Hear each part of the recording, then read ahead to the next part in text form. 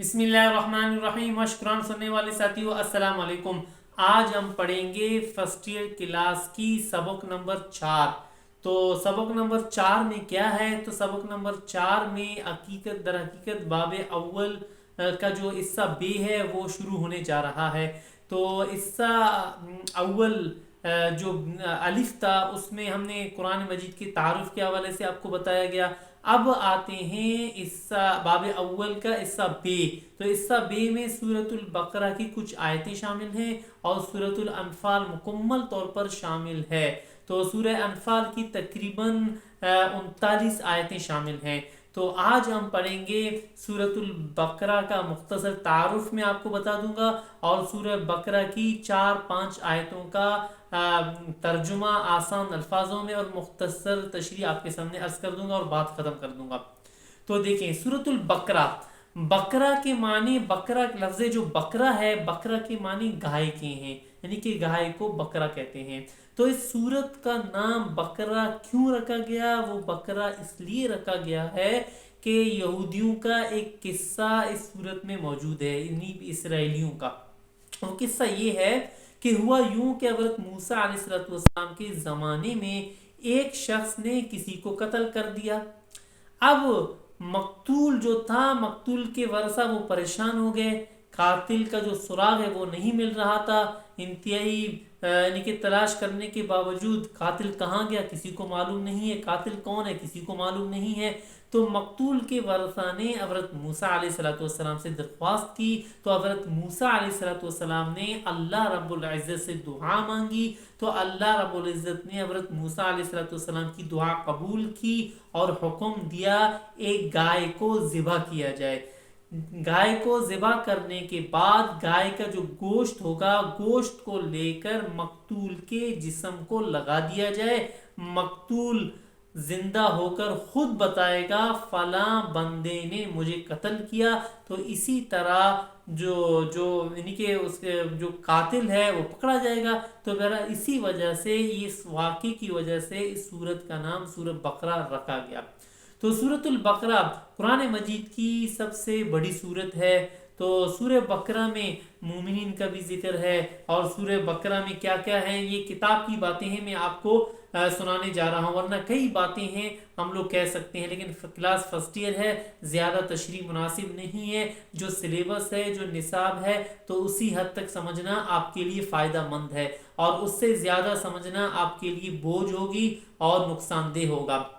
تو اس صورت میں توحید کا بیان ہے، رسالت کا ذکر ہے، آخرت عبادت کا ذکر ہے، حضرت آدم علیہ السلام، حضرت ابراہیم علیہ السلام، حضرت اسماعیل علیہ السلام، حضرت موسیٰ علیہ السلام کے بعض واقعات پر روشنی ڈالی گئی ہے۔ اور اس صورت میں تقریباً کتاب والا کہہ رہا ہے 286 آیات ہیں اور 40 رکوع ہیں۔ تو یہ ہوا سورۃ البقرہ کا مختصر یعنی کہ تعارف ہوا۔ تو اب کتاب کی روشنی میں پڑھ لیتا ہوں۔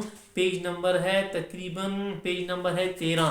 تو پیج نمبر 13 آپ لوگ کھولیں تو غور سے سنیں، اور پینسل ہاتھ میں لے لیں۔ تو جو مشکل الفاظ ہوں گے ان کے معنی میں آپ کو بتا دیتا ہوں، وہ آپ لکھتے جائیں گے۔ دیکھیں، بسم اللہ الرحمن الرحیم، منتخب آیات، ترجمہ اور تشریح۔ سورۃ البقرہ کا تعارف۔ لفظ بقرہ کے معنی گائے کے ہیں۔ اس سورہ میں بنی اسرائیل کا قصہ بیان کیا گیا ہے، جس میں ایک شخص کو قتل کیا گیا تھا اور قاتل کا سراغ نہیں مل سکا۔ جب وارثوں نے حضرت موسیٰ علیہ السلام کو قاتل کا پتہ لگانے کی درخواست کی، تو انہوں نے یعنی کہ حضرت موسیٰ علیہ السلام نے اللہ تعالیٰ سے دعا مانگی، اور انہیں حکم دیا گیا کہ وہ اپنی قوم سے کہیں کہ ایک گائے کو ذبح کرو اور اس کا گوشت مردہ شخص کو لگا دو، وہ زندہ ہو کر اپنا قاتل بتائے گا۔ اس سورت کو گائے کے قصے کی وجہ سے بقرہ کا نام دیا گیا ہے۔ سورۃ البقرہ قرآن مجید کی سب سے بڑی سورت ہے جو ہجرت کے بعد نازل ہوئی۔ اس سورت میں 286 آیات اور 40 رکوع ہیں۔ اس سورہ میں مومنین کی تعریفیں اور کفار کی سازشیں بیان کی گئی ہیں، اور منافقین کے مکر و فریب کو واضح کیا گیا ہے۔ نیز توحید، رسالت، آخرت، عبادت کے ساتھ ساتھ اخلاق کی اصلاح، معاملات کی بہتری اور بہت سے مسائل بیان کیے گئے ہیں۔ اس صورت میں حضرت آدم، حضرت ابراہیم، حضرت اسماعیل، حضرت موسیٰ علیہ السلام کے بعض واقعات پر روشنی ڈالی گئی ہے۔ اس صورت کی فضیلت میں، اب فضیلت کے بارے میں کتاب والے نے ایک حدیث بیان کی ہے۔ سیدنا رسول اللہ صلی اللہ علیہ وآلہ آلہ وصحابہ وسلم نے فرمایا، اپنے گھروں کو قبرستان نہ بناؤ۔ جس گھر میں سورۃ البقرہ کی تلاوت کی جاتی ہے شیطان وہاں سے بھاگ جاتا ہے۔ کتاب والے نے صحیح مسلم لکھا ہے، جو بریکٹ ہے اس میں لکھا ہوا ہے صحیح مسلم، یعنی کہ حدیث نمبر ہے 780۔ تو صحیح مسلم وش قرآن سننے والے ساتھیوں کہ قرآن مجید کے بعد جو سب سے اصح، سب سے بہترین اصح کتاب ہے وہ ہے صحیح البخاری، حدیث کی بڑی کتاب ہے۔ الحمدللہ مدارس والے اس کو پڑھتے بھی ہیں اور ہم نے پڑھا بھی ہے، بڑے بڑے علماء اس کو پڑھاتے ہیں۔ یونیورسٹی میں، کالجوں میں اس کو نہیں پڑھایا جاتا، پروفیسر اس کو نہیں پڑھتے، صرف نام سنا ہوگا اپنے طور پر پڑھ لیتے ہیں، لیکن باقاعدہ طور پر کسی بھی یونیورسٹی میں صحیح البخاری شریف ہے وہ نصاب میں شامل نہیں ہے۔ تو یہاں تک ہوا پیارے وشقران سننے والے ساتھیوں کہ سورۃ البقرہ کا مختصر تعارف۔ تو آئیے آیت نمبر 1 سے لے کر آیت نمبر 5 تک میں آپ لوگوں کو اب آسان الفاظوں میں سورۃ البقرہ، جو بورڈ آپ لوگ وائٹ بورڈ دیکھ رہے ہیں، میں کیمرے کو قریب کر دیتا ہوں، میں آپ کو انشاءاللہ آسان الفاظوں میں یعنی کہ سورۃ البقرہ کی چند آیت سمجھا دوں گا۔ تو آئیے میں کیمرے کو قریب کر دیتا ہوں۔ جی وشقران سننے والے ساتھیو، آپ لوگ دیکھ لیں، یعنی کہ سورۃ البقرہ آیت نمبر 1 سے لے کر آیت نمبر 5 تک آج آپ لوگوں کو آسان الفاظوں میں مفہومی ترجمہ سمجھانے کی کوشش کروں گا۔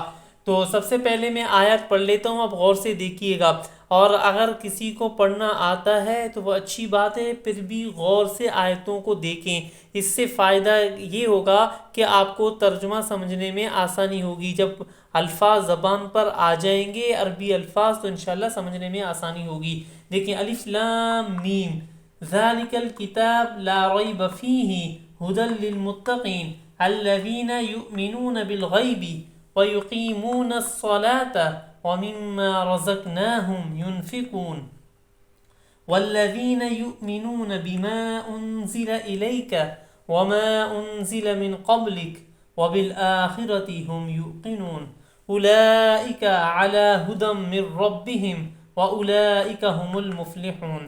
الف لام میم، الف لام میم کے معنی کیا ہیں؟ تو حضور اکرم صلی اللہ علیہ وسلم نے امت کو نہیں بتایا ہے کہ الف لام میم کے معنی کیا ہیں، ہمیں یعنی کہ بہرحال یہ ایک راز ہے اللہ اور پیغمبر کے درمیان۔ ذالک الکتاب، ذالک کے معنی یہ جو ذالک ہے اس کے معنی یہ، الکتاب، کتاب کو کہتے ہیں، اس سے مراد قرآن مجید ہے، یعنی کہ یہ کتاب قرآن مجید، لا ریب فیہ، لا کی معنی نہیں، یعنی کہ لا ریبہ کی معنی کوئی شک نہیں، فی اس میں، یہ فی ضمائر کہلاتے ہیں، یہ ضمیر ہے، یعنی کہ فی ہی یہ ضمیر کہلاتا ہے، یہ جس کو آپ لوگ پروناؤن کہتے ہیں، اور اس کا جو اسم ہے، ناؤن ہے، یہ کتاب ہے، یعنی کہ کوئی شک نہیں اس میں، یعنی کہ اس کتاب میں، ھدی للمتقین، ہدا ہدایت، آپ نے سنا ہوگا اردو میں ہم لوگ استعمال کرتے ہیں ہدایت، تو ہدایت کے معنی کیا ہے؟ یعنی کہ ہدایت کو کہتے ہیں، عام استعمال ہوتا ہے، تو ہدایت ہے متقین کے لیے، متقین کے معنی پرہیزگاروں کے لیے۔ اب دیکھیں غور سے، اس کا ترجمہ آپ لوگ کر سکتے ہیں نا انشاءاللہ آسانی سے۔ دیکھیں یہ وہ کتاب ہے، لا ریب فیہ ھدی للمتقین، کوئی شک نہیں اس میں، یعنی کہ اس قرآن مجید میں کوئی شک نہیں، ہدایت ہے پرہیزگاروں کے لیے۔ تو یہاں تک ہوا آیت نمبر 2 کا ترجمہ۔ تو آیت نمبر 2 میں آپ لوگ غور کریں تو قرآن مجید کی 2 خصوصیات کا ذکر ہے۔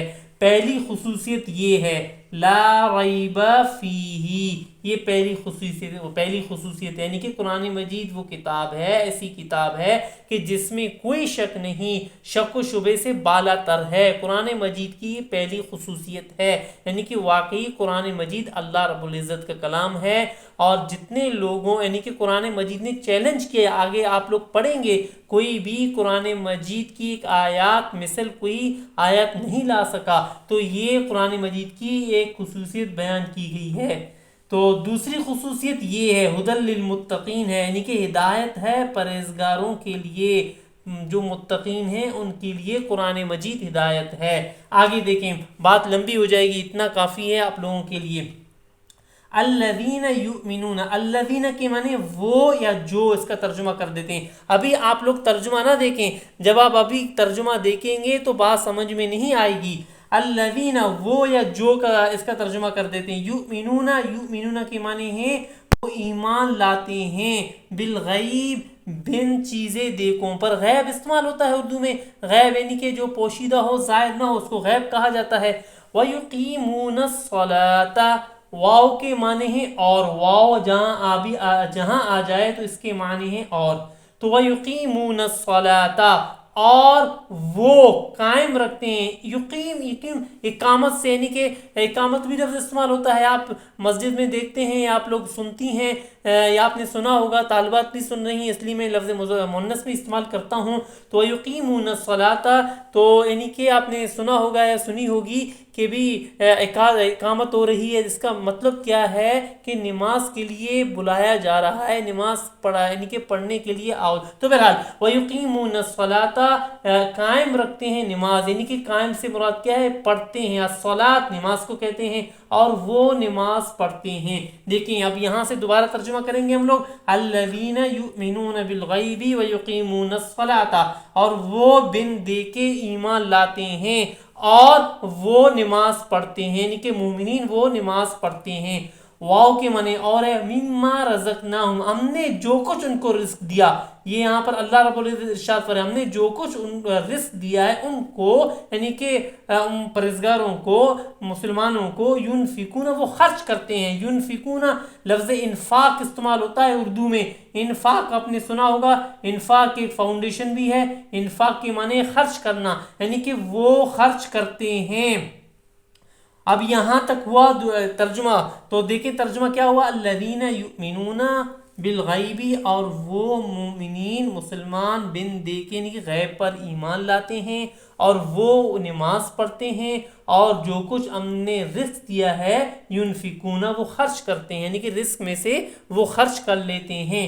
والذین یؤمنون بما انزل الیک وما انزل من قبلک، اور وہ ایمان لاتے ہیں اس چیز پر، بما کے معنی اس چیز پر، انزل انزال سے ہے، انزال کے معنی آپ نے سنا اترنا، یعنی کہ جو کچھ اتارا گیا، الیکا، کاف سے مراد حضور اکرم صلی اللہ علیہ وسلم ہے، یعنی کہ جو اتارا گیا آپ کی طرف ہے محمد صلی اللہ علیہ وسلم۔ وما انزل من قبلک، اور جو اتارا گیا، من قبل، قبل کہتے ہیں پہلے، یہ بھی لفظ استعمال ہوتا ہے قبل، اس سے قبل استعمال کرتے ہیں ہم لوگ اردو میں، آپ لوگوں نے سنا ہوگا قبل، یہ لفظ قبل یعنی کہ پہلے۔ تو وما انزل من قبلک، جو اتارا گیا آپ سے پہلے، کیا مطلب، دوبارہ ترجمہ سنیں، اور وہ والذین یؤمنون بما انزل الیک، اور وہ ایمان لاتے ہیں اس پر جو آپ کی طرف اتارا گیا، یعنی کہ قرآن مجید، اور جو اتارا گیا آپ سے پہلے، یعنی کہ آسمانی کتابیں جو دوسرے ہیں، صحیفے ہیں، ان پر بھی حضور اکرم صلی اللہ علیہ وسلم کے کہنے پر، قرآن مجید کے کہنے پر ایمان لاتے ہیں۔ وَبِالْآخِرَةِ هُمْ يُوقِنُونَ، آخرت سے مراد آخرت ہے، یعنی کہ مرنے کے بعد جو زندگی شروع ہوگی اس کو ہم آخرت کہتے ہیں۔ ہم یوقنون، وہ یقین رکھتے ہیں، یعنی کہ وہ آخرت پر یقین رکھتے ہیں۔ اولئک علی ھدی من ربہم، یہی لوگ ہیں، اولا کے معنی یہی لوگ ہیں، علی ھدی من ربہم، یعنی کہ ہدایت ہے ان کی رب کی طرف سے۔ وَأُولَئِكَ هُمُ الْمُفْلِحُونَ، اور یہی کامیاب ہیں۔ مفلحون یہ فلاح سے ہے، فلاح آپ نے سنا ہوگا، بینک الفلاح ایک بینک بھی ہے، فلاح کے معنی ہے کامیابی۔ آپ نے نماز میں سنا ہوگا نا، نماز میں کیا کہتے ہیں جب اذان دی جاتی ہے، حی علی الفلاح، فلاح کے معنی کامیابی، یعنی کہ آؤ کامیابی کی طرف۔ تو پیارے وشکران سننے والے ساتھیوں، یہ ہوا ترجمہ سورہ بقرہ کی آیت نمبر 1 سے لے کر 5 تک۔ تو یہاں تک میں آپ لوگوں کو کہہ چکا ہوں، آیت نمبر 2 میں قرآن مجید کی 2 خصوصیات بیان کی گئی ہیں۔ اب یہاں پر آیت نمبر 3 سے لے کر آیت نمبر 5 تک، یعنی کہ 3-4 تک، اس میں کیا ہے؟ اس میں آپ لوگ دیکھیں جو کتاب والے نے بھی بیان کیا انتہائی آسان بہترین الفاظ میں، تو پیج نمبر ہے 14 میں۔ تو ان آیات میں متقی یعنی کہ مسلمانوں کی جو پرہیزگار ہیں 5 صفات کا ذکر کیا گیا ہے۔ اور 5 صفات کہاں ہیں؟ دیکھیں، پہلی صفت یہ ہے، یعنی کہ وہ ایمان لاتے ہیں غیب پر، یہ صفت ہو گئی پہلی صفت۔ اور دوسری صفت کیا ہے؟ وَيُقِيمُونَ الصَّلَاةَ، اور وہ نماز پڑھتے ہیں، یہ ہو گئی دوسری صفت۔ اور وَمِمَّا رَزَقْنَاهُمْ يُنْفِقُونَ، اور یہ ہو گئی تیسری صفت، یعنی کہ وہ خرچ کرتے ہیں اللہ کے راستے میں، یہ ہے تیسری صفت۔ 3 صفتیں ہو گئیں۔ وَالَّذِينَ يُؤْمِنُونَ بِمَا أُنزِلَ إِلَيْكَ وَمَا أُنزِلَ مِن قَبْلِكَ، اور یہ چوتھی صفت ہے، یعنی کہ وہ ایمان لاتے ہیں جو آپ پر اترا، یعنی کہ قرآن مجید پر بھی ایمان، یعنی کہ خلاصہ کتاب بقول کتاب کے آسمانی کتابوں پر ایمان لاتے ہیں، آسمانی جو تعلیم ہے اس پر ایمان لاتے ہیں، یہ ہے چوتھی صفت، مسلمانوں کی پرہیزگاروں کی چوتھی صفت ہو گئی۔ اور 5ویں صفت کیا ہے؟ 5ویں صفت یہ ہے پیارے وشکران سننے والے ساتھیوں، وَبِالْآخِرَةِ هُمْ يُوقِنُونَ، یہ ہے 5ویں صفت، یعنی کہ وہ آخرت پر ایمان لاتے ہیں۔ تو اولئک علی ھدی من ربہم، تو اللہ رب العزت نے بدلے میں یہ ارشاد فرمایا یہی ہدایت یافتہ ہیں اور ان کے لیے کامیابی ہے۔ تو پیارے طالب ساتھیوں، یقیناً یہ ہوا آسان الفاظوں میں مفہومی ترجمہ، یقیناً آپ سمجھ گئے ہوں گے۔ تو اگر تشریح پرچے میں آ جائے تو تشریح بھی کچھ مشکل نہیں ہے۔ تشریح میں آپ لوگ کیسے لکھیں گے؟ ترجمہ تو ظاہر سی بات ہے یہ صرف سمجھانے کے لیے ہے، ترجمہ آپ لوگ وہ یاد کریں گے جو کتاب میں موجود ہے، میں آپ کے سامنے پڑھ کر سنا دیتا ہوں، ترجمہ وہ یاد کرنا ہے، یہ صرف سمجھانے کے لیے ہے۔ تو تشریح آپ لوگ کیسے کریں گے؟ تشریح یہاں پر آپ لوگ کریں گے تشریح، تو سب سے پہلے جس طرح میں نے آپ کو سمجھایا اسی طرح اپنے الفاظوں میں بھی آپ تشریح کریں گے۔ اب کتاب والے نے دیکھتے ہیں کیسے کس طرح ترجمہ کیا ہوا ہے ان آیاتوں کا۔ تو پیج نمبر ہے 14، آپ لوگ دیکھیں تو کتاب والے نے بالکل گرین میں یہاں پر دیکھیں کتاب والے نے ترجمہ کیا ہے، آپ لوگ کتاب کی طرف دیکھیں۔ اب الف لام میم، یہ کتاب یعنی کہ قرآن مجید ہے کہ اس میں کچھ شک نہیں کہ اللہ کا کلام ہے، پرہیزگاروں کے لیے رہنما ہے، جو غیب پر ایمان لاتے ہیں اور نماز قائم کرتے ہیں، اور جو کچھ ہم نے ان کو عطا کیا ہے، عطا کے معنی ہے دیا ہے، پینسل سے آپ لوگ لکھ لیں شاید آپ کو سمجھ میں نہ آئے، عطا کے معنی ہے دیا ہے، اس میں سے خرچ کرتے ہیں۔ آیت نمبر 3 کا ترجمہ ہے، اور جو کتاب اے پیغمبر تم پر نازل ہوئی اور جو کتابیں تم سے پہلے پیغمبروں پر نازل ہوئیں سب پر ایمان لاتے ہیں اور آخرت کا یقین رکھتے ہیں، یہی لوگ اپنے پروردگار کی طرف سے آئی ہوئی ہدایت پر ہیں اور یہی لوگ کامیاب ہیں۔ تو پیارے طالب علم ساتھیوں، آج اتنا ہی کافی ہے۔ تو تشریح ساتھ ساتھ میں آپ لوگوں کو سمجھا چکا ہوں، تو میری طرف سے انشاءاللہ جو سبق نمبر آگے سبق نمبر 5 ہے، سبق نمبر 4 مکمل ہوا۔ ہماری طرف سے السلام علیکم۔